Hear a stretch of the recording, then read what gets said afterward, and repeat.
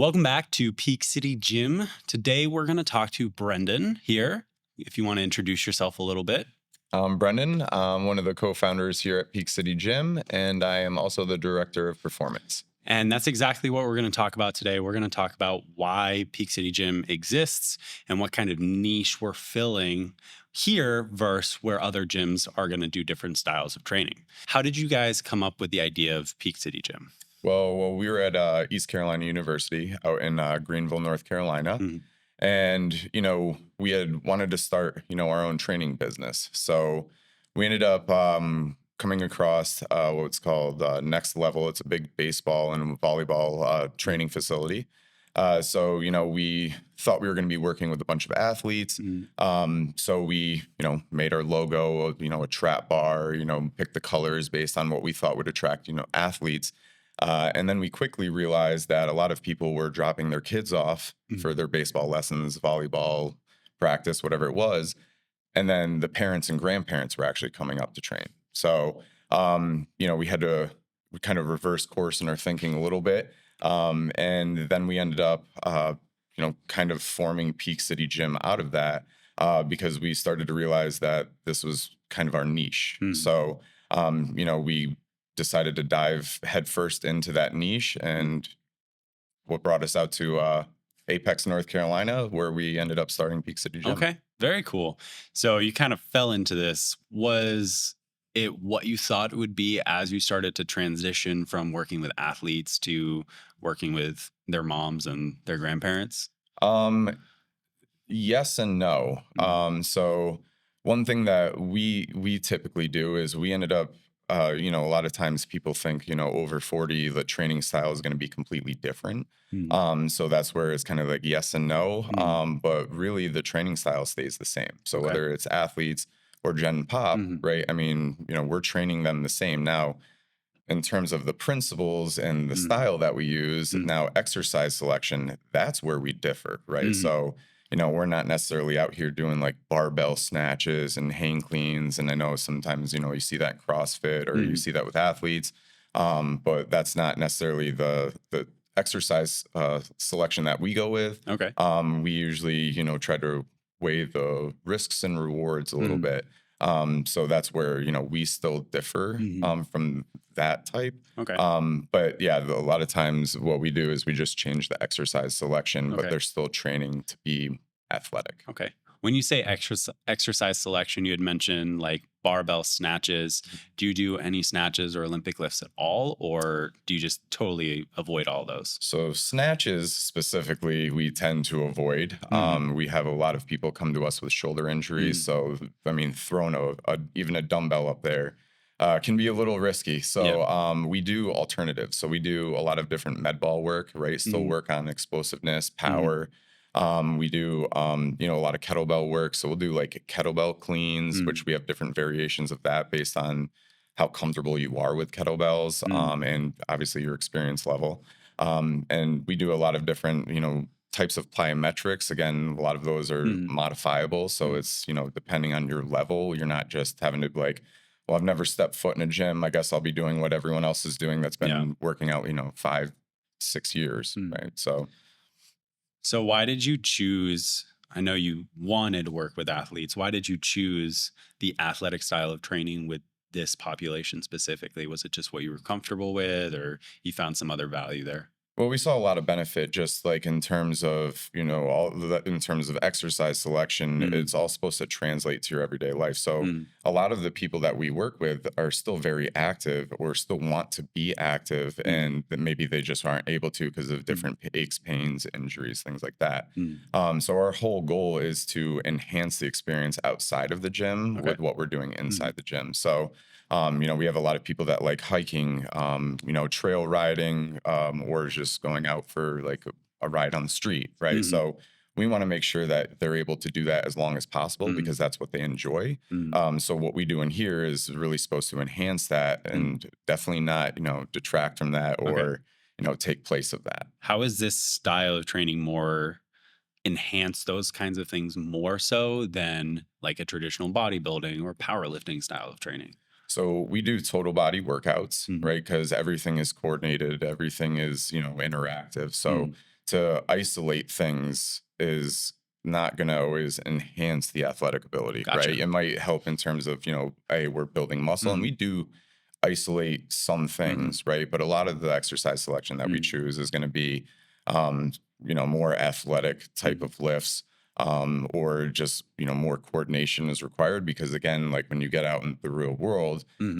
you're not going to be just sitting on a bench doing a curl or Yeah. laying back on a bench doing a Hmm. press. Hmm. Like you're going to end up, reaching for the top shelf, having to put something overhead, if you travel, Yeah. right? Putting that suitcase up in the overhead bin Hmm. while sitting on a machine pressing straight up isn't necessarily going to help you, right? Like the Gotcha. machine is stabilizing it, Hmm. where obviously in the suitcase, you're having Yeah. to do all the work yourself. So you briefly mentioned this of like building muscle. And obviously we talk about that a lot on this Hmm. channel and the podcast of how important it is to build muscle.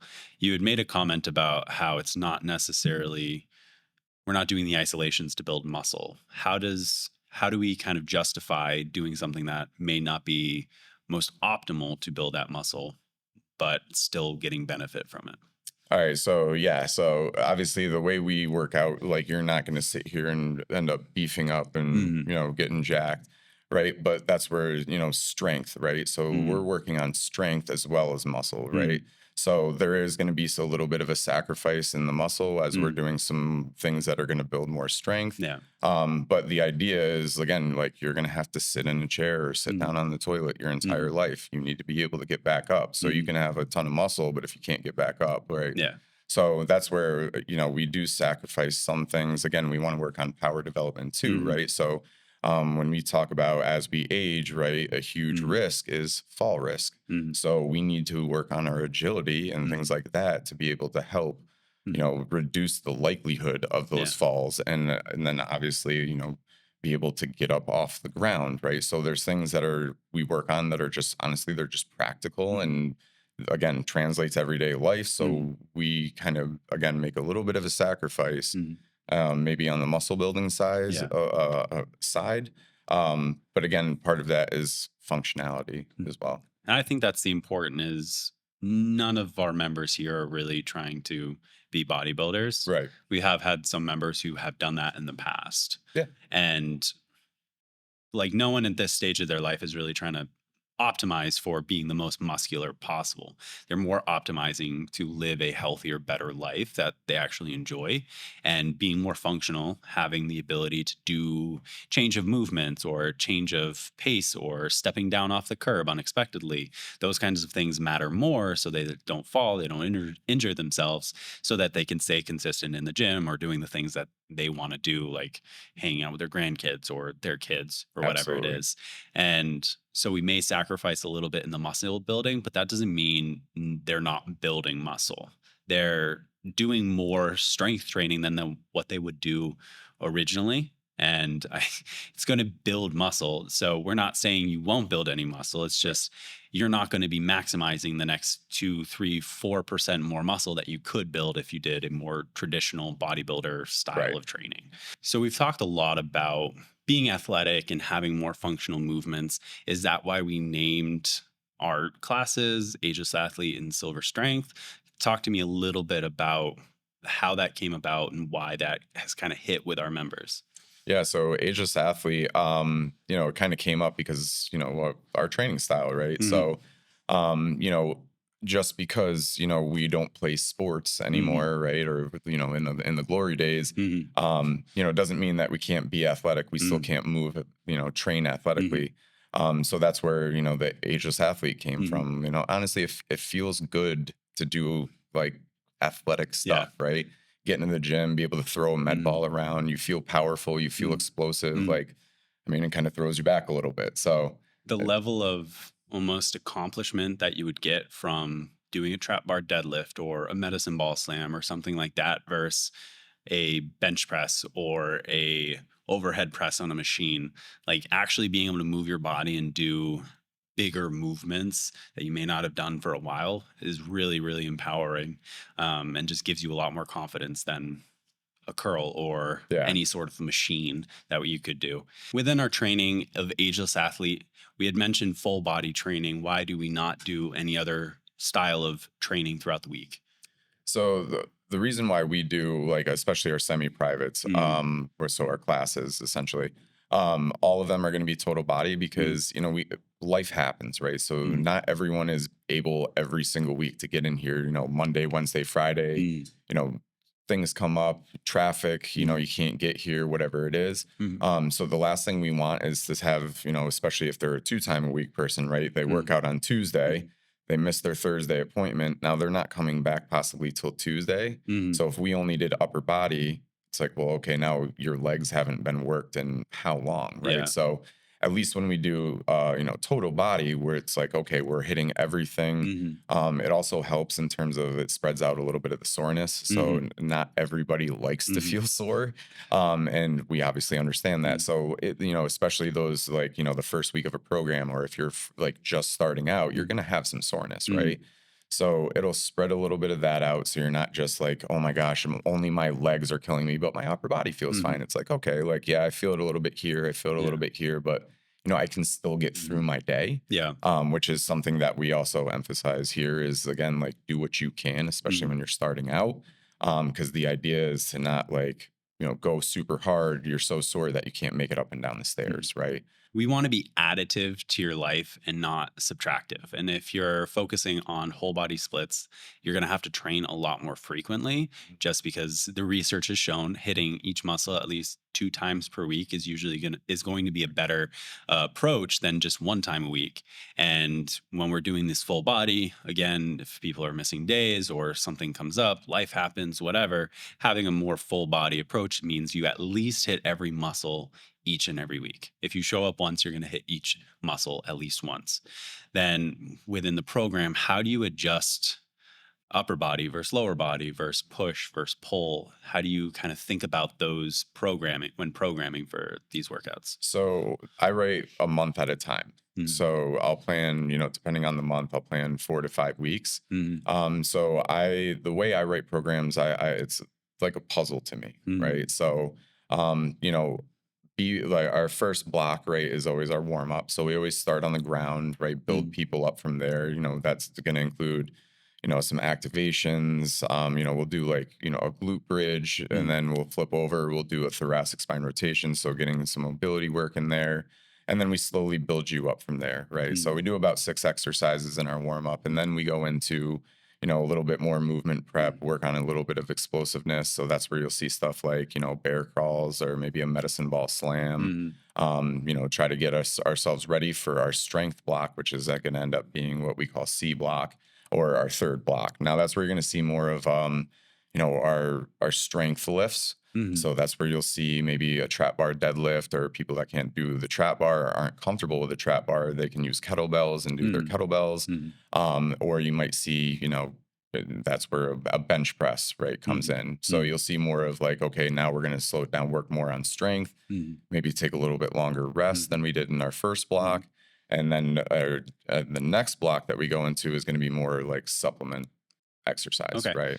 So, from what you said, C block's kind of the important block. How would you change how you communicate to people from B block to C block in terms of their intensity, any specific rest periods, how much should people be resting, and Yes. how much should they be pushing themselves in a C block compared to a B block? So B block, you like that's where like medicine ball slams. Like Mm, you want to put effort into it, you want to move mm, fast, but you're not moving heavy, right? mhm, So we only have 10-pound medicine balls. mm, So again, I want to see them moving fast, people be explosive. mhm. When we move to, and you can take a little bit shorter breaks, just because of the nature of the exercise, Yeah. right? So then when we move shift gears into our Mhm. C block, right, with the strength, that's where you're going to be lifting heavier weights, right? So naturally, Yeah. heavier weights, longer rests, right? Okay.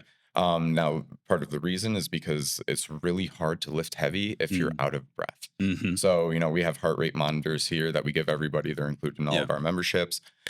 When we have somebody in the red zone, so that means they're at 90% or above of what their perceived max heart rate is, Mm, they're probably out of breath. yeah. And so to be like, all right, let me go step into like a heavy trap Mhm, bar, going for 5 reps, mhm.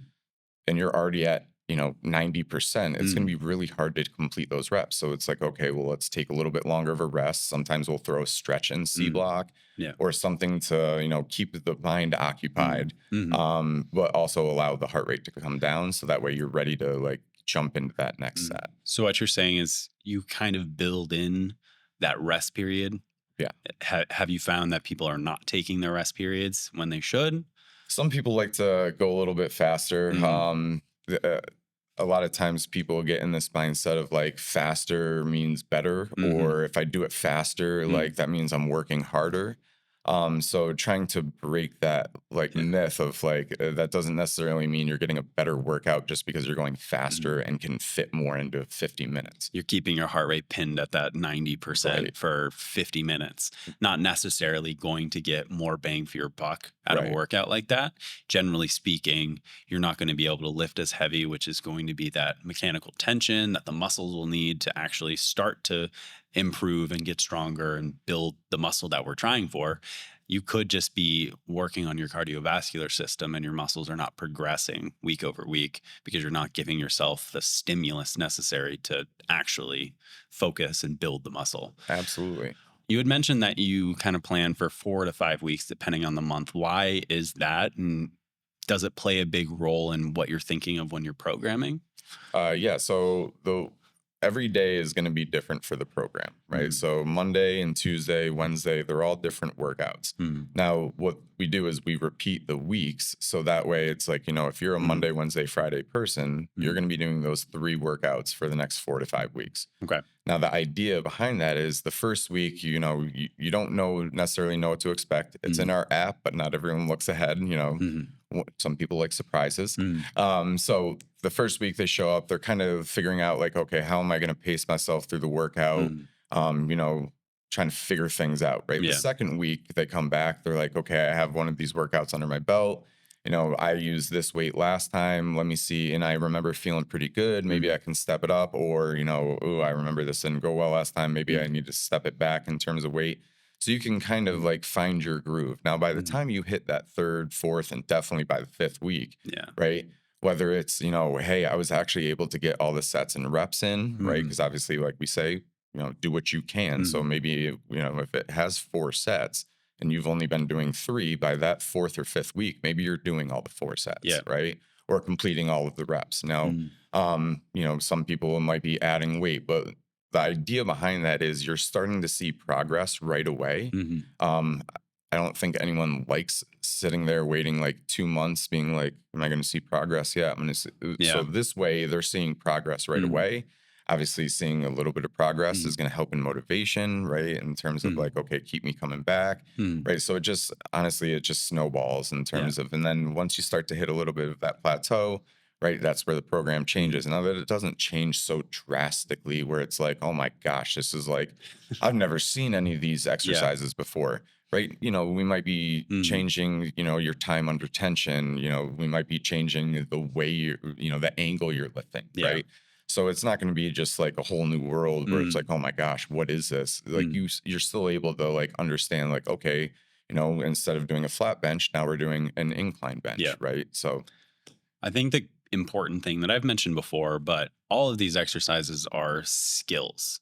A lot of people probably don't have the skills to do whatever exercise we're asking to them to do. So you have to develop the skill over the first couple of weeks of actually being able to do the exercise well.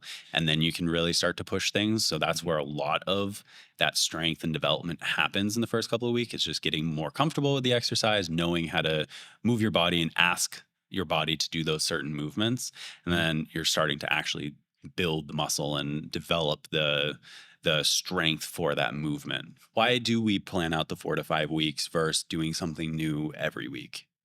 So we can. It's easier to build on when you Mm, do something more mhm, consistent. Right now, it'll keep people interested mm, a lot of times to have something mm, new, but it's really hard to build on those skills. Like you had mentioned, mm, these exercises are skills, right? mhm, In order to get better at a skill, you have to practice that skill, mhm, right? So it doesn't mean you have to only do a flat bench press all the mm, time, but okay, just by changing the angle all of it's still the same, Yeah. right? You're still punching the weight up. Mm, You know, your wrist still finishes over your shoulder. You're still engaging your core. You're mm, still pushing your feet through the ground. It's not like a whole new exercise, mm, right? So you're able to still build those skills mm, while still keeping it fresh and not feeling like, okay, I'm doing the same thing over. Now mm. I'm kind of bored of this, Yeah. right? So it is, you're able to get like, you know, stay away from a little bit of the boredom Mm, side of things, yeah. even though simple works, right? A lot Mm, of the best results come from like yeah. simple programs. You don't need to go on and see all the stuff you see on Instagram where it's Yeah. like, you know, a squat to a press to a, you know, Mm, Turkish get up. And it's yeah. like, okay, I don't even, how do I even remember all the steps to Mm, that and then teach somebody that, right? yeah. Simple works. Mm. But yeah, you can change it up. So again, it just doesn't become boring. On top of that, if you're doing those super complex movements of a Turkish get up to a push press to a curl to a jumping jack or Yeah. whatever it is, you're not going to be able to really use enough weight for any of those one exercises because there's so many different movements and complications within it. You may not be using enough weight for the push press, or you may not be using enough weight for the Turkish get up because you're limited by your strength in one of the other movements. That's a super complicated exercise, but that holds true for like a split squat to a press or those kinds of things. You're going to be limited by how much you can do. Your legs are probably going to be stronger in a split squat to a press than your shoulders are going to be. So you can lift more weight with your Yeah. split squat than you can with the overhead press, which is the issue that a lot of these Instagram exercises have. There's only so many different ways to move your body, and I understand that it can get boring because you're doing a push, a pull, a deadlift, or a squat and an overhead press. And like there are 5 different ways to move your body. You can only do that so many different things. And there's multiple of different implements you can use, but it's a very simple thing to exercise. But Yeah. we make it more complicated to increase engagement and enjoyment of the exercise. But if you were to do the same 5 to 10 exercises, you'd still progress over Right. time and you'd probably progress pretty well. But it's going to be really boring and you're going to have to be very committed to Right. continue to show up and do those things. Well, and just inherently love Mhm. exercise. You have to be one of those people where you like you wake up and you're like, yeah, man, I can't wait to go to the gym. And to be honest, now Mm, like the majority of people are just aren't mm, like that. yeah. I mean, there's definitely days that I'm waking up that I'm like not super excited to work Mm, out. So yeah, sometimes a change of pace is nice, but yeah, honestly, the best thing you can do is whatever is going to keep you consistent and mm, coming back to the gym. mm, So yeah, I mean, if you're doing something new every mm, single time you go to the gym, are you going to make progress? Yeah, of course. But are you going to make it as fast as you otherwise would? Probably not. But yeah. if that's what keeps you going, Mm, okay, like that yeah. works. And that's why I mean, we train the way we do, where it's Yeah. like, you know, when we first opened, we were talking about like, hey, maybe we do 6-week programs? Mm. And I'm glad that we don't, based on when we have that 5th week of a program, Yeah. people are usually pretty like, all right, can't wait to the next Mhm. one. Like, I'm ready to have some new stuff here. This week is the last week of our program, and I've been hearing all week how excited people are to get any change and how tired they are of the current Yeah, exercises, which it is valid. happens. It's fair. Yeah. I get a lot of these people are very, very consistent. So when they've done the same Yeah. exercise for a month, it can get pretty boring. Is there another way that how you've structured the business helps engagement and helps people actually show up? How would you say that this is special versus like going to a box gym? Because people can buy programs online. Like, Yeah. why is this so much cooler or better than going a lifetime and working out by yourself? Well, so I think there's a couple of reasons. So one thing that we loved about CrossFit was the Mm, community side hmm. of things. People seemed very passionate when they talked about their CrossFit gym, right? So Yeah. like, I mean, like we were like, how do we get people to be Mm, that passionate about mm, here? So building the community is definitely one we kind of joke, and you know, sometimes we get people that aren't necessarily old enough to get this anymore, but we wanted to make this kind of like Cheers, the old show Cheers, yeah. right? Where, you Yeah. know, everybody knows your name. So, you know, when people walk in, it's not just like, Mm, hey, and you like wait till they like mm, scan in or something, mm. look at their name, and then be like, hey, Keegan. It's Yeah. like, no, we know your name. We know who you are. We Mm, know things about you, yeah. right? Like, there's that level of a personal connection when Mm, people come in. mm, And then one of the cool things about all of our memberships too is we include what's called strategy sessions. Now, Mm. I know you're very familiar with strategy sessions since you do a good amount of them. But it's a time that we take, Mm. where we can sit down with a person Mm. and go over, hey, like what are your goals, Mm. right? Now everyone comes in with certain goals, but after 6 months, a Yeah. year, 2 years, it's like, okay, well, are your goals the same? Mm. Or, are there Mm. tweaks, right? Or do you have Yeah. different goals completely? So Mm. it gives us a good chance to Mm. check in, and that's once every month. So Yeah. we're pretty up to date on Mm. things. And then it gives us a chance to also, like, hey, what roadblocks are you hitting? Mm. Where are you lacking? Or what's working, and then how can we enhance that, Mm. right? So it helps us keep connected with our members. It helps us keep like up in terms of what's going on in their lives. Mm. Because obviously, when people come in, we're trying to push them, but if they're going through a huge stress, related situation outside of the gym, and we're Mm. sitting there hounding them to go heavier and heavier, and we're just pushing them further down Mm. into that deficit. Mm. I mean, we're not doing them, any good, right? We're Yeah. actually doing them Yeah. a disservice. So we need to at least have an idea of like, hey, like, how are you, like, Mm. outside of the normal? Just like, I'm good, right? Mm. It's like, okay, well, how are you really, right? And Mm. that's where the heart rate monitors come in Yeah. too, right? So not everyone's an open book, right? So Mm. if somebody gives the I'm good, and then we're doing T-spine rotations, laying on the ground and just rotating over, and all of a Mm. sudden we're seeing their heart rate kind of creep up, where now it's like, okay, well, your heart rate's Mm. 115 and you're laying on the ground. Like, obviously not everything's okay. So Yeah. that's where it's like, okay, without having to, like, be like, are you sure everything? It's like, all right, well, why don't we just pull back a little bit, Yeah. right? Instead of like holding weights on our step ups, maybe we'll just do body weight step ups today Mm. because your heart rate's already Mm. creeping up. So again, we're not trying to just hammer you away and Yeah. push you further down into that deficit. That was one thing that I was nervous about when I first started was remembering everybody's name. Because on a typical day, we'll see 30 people Yeah. on about average on a Tuesday or on Monday or Wednesday, Friday. And remembering 30 names as people are coming and going, remembering things about them, like that's pretty nerve wracking Yeah. to just walk into that and have that be the expectation because y'all do so well and have done so well at that for so long. But it clicked pretty easily. And then you genuinely start to build interest in the members and they build interest in you. And it's the confidence and trust that comes from that. And especially if I'm doing strategy sessions with anyone, there's so much more connection that you're getting than, I mean, private Yeah. training, you can get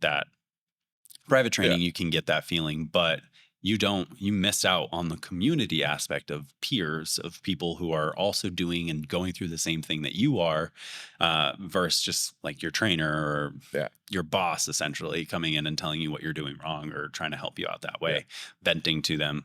I think it's really unique, the community aspect that y'all have built. And I think like that CrossFit analogy, I think so perfect. Y'all have fit very well into that niche of having the community like CrossFit, people showing up for member appreciation. Like we had 80 plus people Yeah. sign up and we only have like 115 people in the gym. Yeah. Like that's a incredibly high ratio of people actually showing up for an event where usually it's pretty difficult for people to Yeah. do things outside of the gym. It's hard enough to get people into the gym, but then have them do something associated with the gym outside of actually working out, I can imagine is pretty difficult.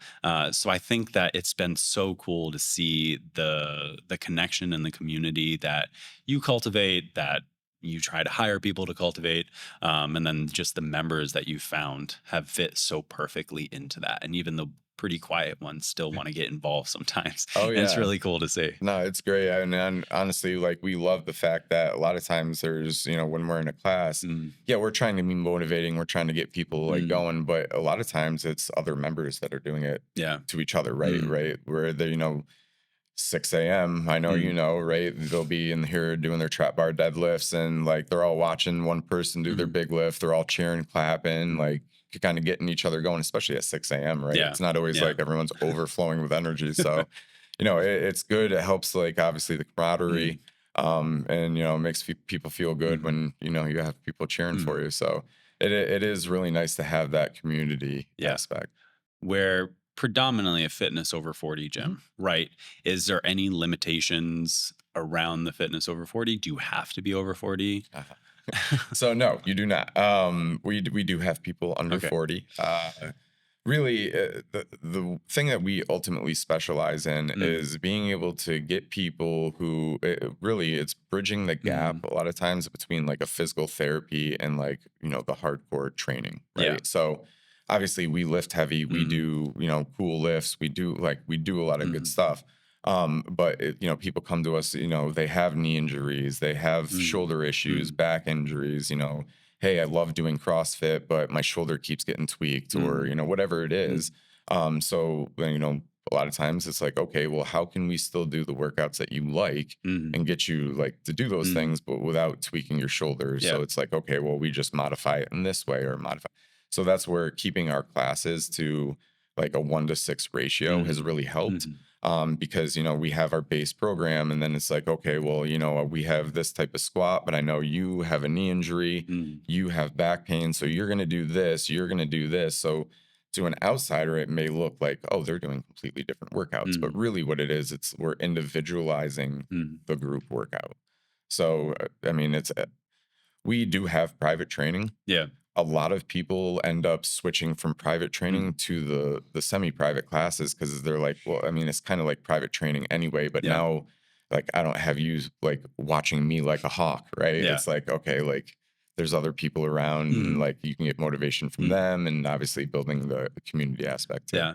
And with that, there's our like we had mentioned, there's only so many ways to move your body. So even if you can't do that specific squat that we had programmed, doing some other version of a squat Yeah. or a knee exercise, it's going to do the same thing, just going to work for you better. Yeah. There's a lot of times in classes or in past training experiences where I'll have someone do something and they're not able to do it. And they're like, no, I'm going to do it anyways. I'm like, doesn't matter. There's so many other ways to get the same outcome without doing the thing that hurts. So I do want to reiterate that while we do have these structured Yeah. programs, we do really open it up to almost a discussion with the member or with the client on what is going to work for them to make sure that the actual outcome is happening and we're not doing more damage or Right. causing pain or ultimately not having people show up again because they don't think that they can do it. Right. And a lot of times we have people that'll be like, hey, I can't do this. And our first question is Mm, what, like, okay, well, like what's going on? Because mm, I don't want to give you a modification that's just going to end up hurting the same thing. So yeah. it's like, okay, like, yeah, we have modifications up on the board, Hmm. right? But ultimately it's like, okay, well, we have like a bunch of different things we Hmm. can do. What is it so that's going on with you so we can tailor it specifically to you? Yeah. So we obviously tailor ourselves to, I would almost say, the general Mhm. population, but with a more athletic kind of underlying training protocol. Does that mean we're mostly for retired athletes or people who have had an athletic background or even people who have exercised a lot? Who would most benefit from this style of training and why? Honestly, I think everyone can benefit Mm, from the style training, right? You don't have mm, to be a former athlete. I mean, we mm, get people all the time that tell us like, "Oh, I'm not athletic. I was yeah. never good at sports." Just because you can't shoot a ball in a hoop or shoot Mm, a puck in the net does not mean you're not athletic, yeah. right? It Yeah. just means that maybe you're not good at sports, but you're like you can Yeah. still be athletic, right? So we get people in here all the time that are Mm, like, "I'm not athletic. I can't do this and that," and mm, then all of a sudden mm, they're like, "Oh my gosh, never thought I'd be able to do this. Never mm, thought I'd be able to do that." mm. Now it might take a little bit longer to catch on to some of the things, right? Yeah. I mean, you've seen people do dead bugs, right? So there's some things where Yeah. it takes a little bit longer to click, Mm, and where a former athlete may pick it up a little bit mhm, faster. So I mean, I've one of my former bosses back in the day used to say some of the best athletes are the worst lifters, and some of the mhm. best lifters are terrible athletes. Yeah. So I mean, it doesn't always translate. Mhm. And through my coaching experience, I mean, Mm, I've seen some really good athletes not move really well in the gym, mm. and some people that are really good in the gym not be so great, Yeah. out on the court, the field, the Mhm. ice. Yeah. It yeah, what we do here doesn't necessarily translate directly onto a field or a court or whatever, but it can help you just stay able to move like you could then go out on the court or the field or Yeah. whatever. I think from my experience of of being an athlete and being around athletes is really, really good athletes are either just inherently talented at whatever they do and they don't have to work at it. They're just really good. Or the like really good all round athletes are people who can just learn new skills easily.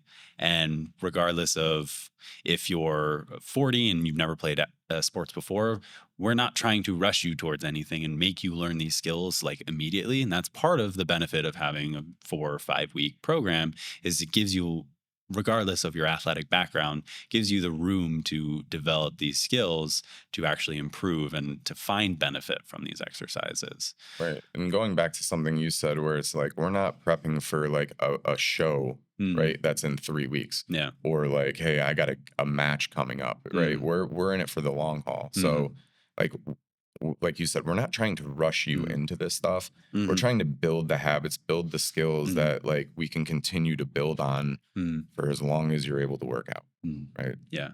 Does this style of training, is there a time limit that you could potentially do this? Like, is there an age where you should just stop training like an athlete, or could you kind of do this throughout?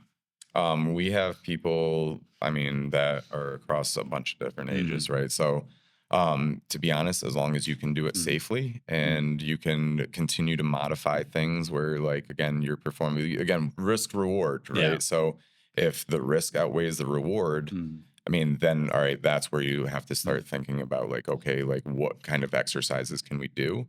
But I have a hard time thinking of very many circumstances where it's like, okay, you literally can't do anything, mm, right? So there's always something you mm. can probably do. Are there, is that just meaning more modifications in classes, or are there any other things that we do to help accommodate people who may be later in life and not able to do a lot of those more explosive things? Well, and then that's where, we can do private training, Mm, right? So if there's something where, you have trouble with, being in the mm, semi-privates or anything, that's where a lot of times we pull over to private training, okay. right?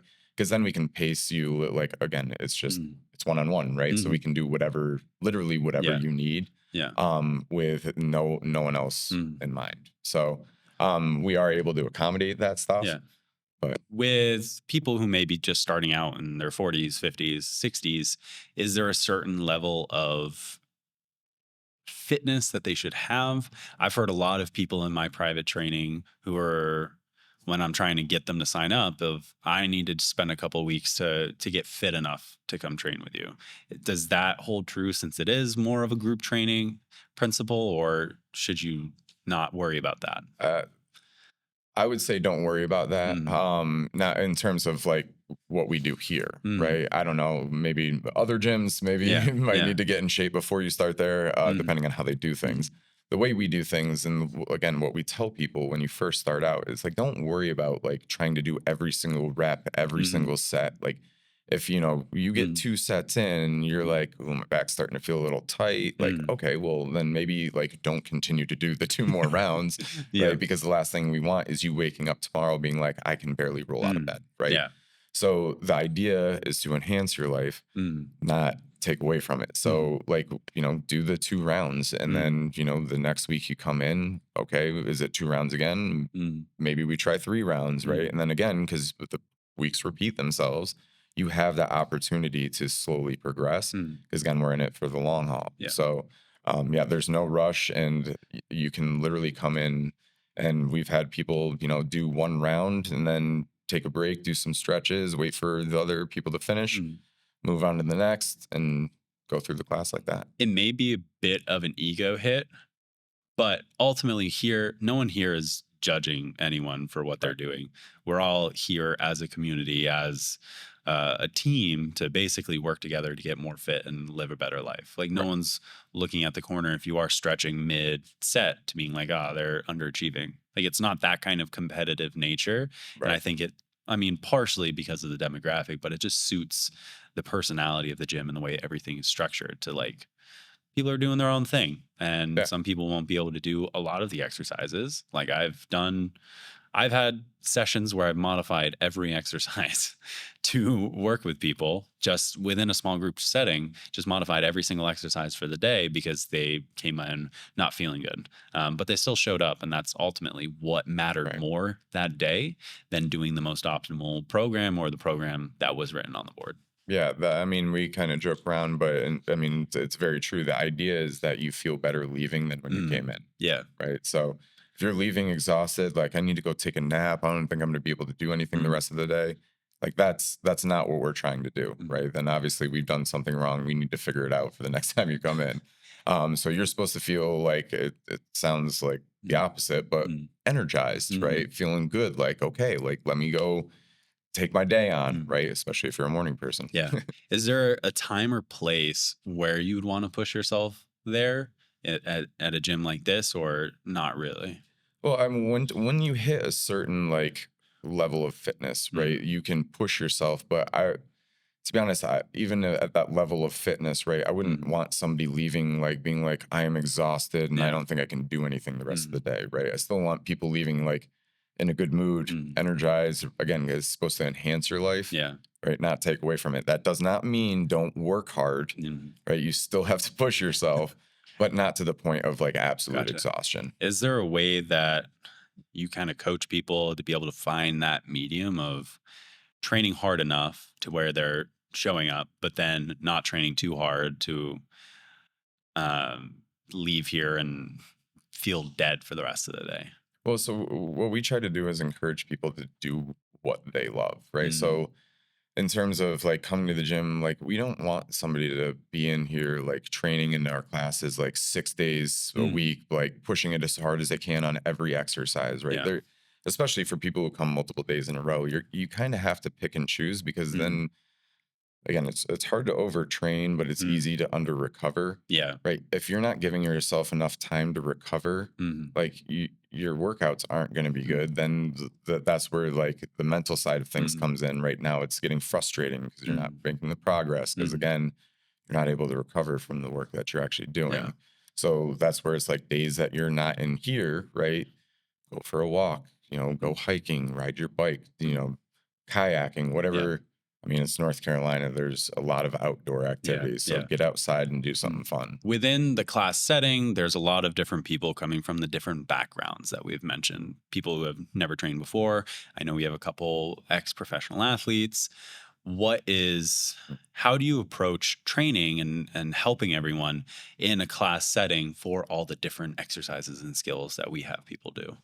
So that's where a lot of the modifications come in, Mm, right? So obviously, with people's different athletic ability, and honestly, sometimes it's going to look a little different, right? The mm, same exercise, depending on like, femur length, right? Tibial mm, length, like all of this stuff matters. So, like, even though a squat is a squat, mm, right? Sometimes it looks a little more like a little bit of a hinge, mhm, right? Based on just like the body type. So, it's the modifications come in mm, where it's like okay, are you having pain or is that risk reward starting yeah, to look a little mm, shaky, mm, right? So yeah, I mean, if we have an ex-professional athlete over here who's able to do box jumps and we have mm. somebody who looks at me and is like I haven't jumped in 5 years, right? Like it's like, all right, well, your first time isn't going to be jumping on like a 12-inch box. It's Yeah. like, okay, like let's work on Mm, maybe like a body weight jump squat mhm, where you're able to land on the ground. Let's work on the landing, right? mhm, Make sure you're able to land mhm, safely.